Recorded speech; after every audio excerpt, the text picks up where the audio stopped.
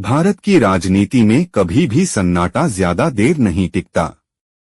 अगस्त 2025 का महीना भी कुछ ऐसा ही रहा। देश भर की सुर्खियों में एक ही शब्द गूंजने लगा, वोट चोर। और ये शब्द सीधे तौर पर देश के प्रधानमंत्री नरेंद्र मोदी के साथ जोड़ा गया। कहानी शुरू होती है राहुल गांधी की रैलियों से।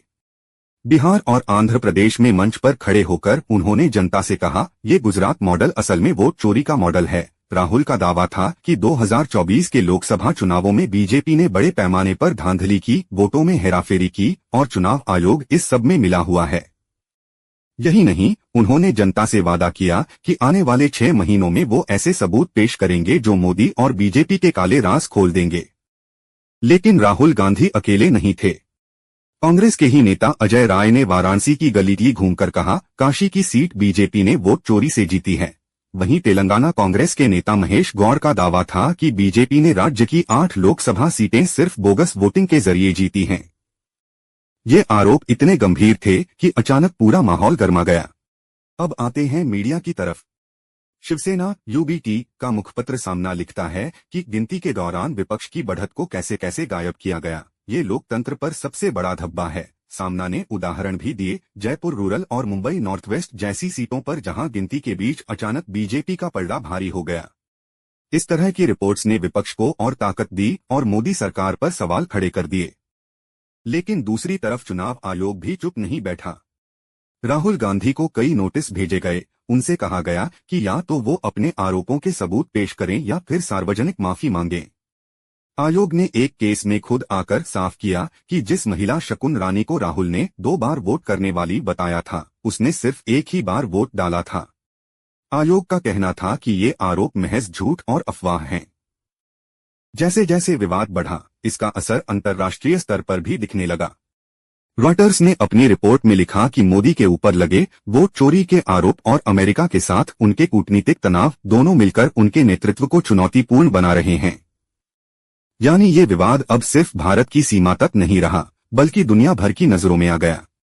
अब सवाल ये उठता है, सच कौन बोल रहा है? क्या विपक्ष का दावा सही है कि वोट चोरी का एक गुजरात मॉडल देश भर में फैलाया गया, या फिर ये सब सिर्फ राजनीतिक हथकंडा है?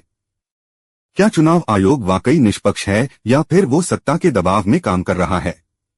देश का लोकतंत्र इस समय दोराहे पर खड़ा दिख रहा है।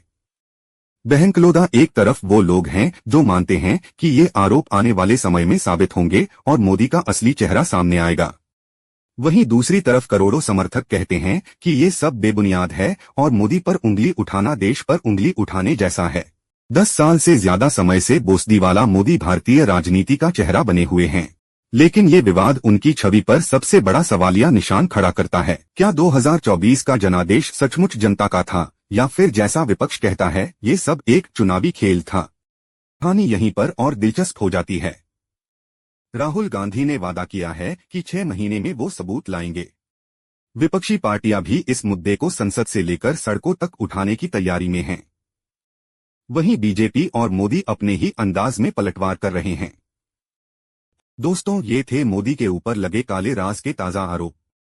सच्चाई क्या है ये वक्त ही बताएगा, लेकिन एक बात तय है, आने वाले महीने भारतीय राजनीति के लिए बेहद नाटकीय और ऐतिहासिक होने वाले हैं।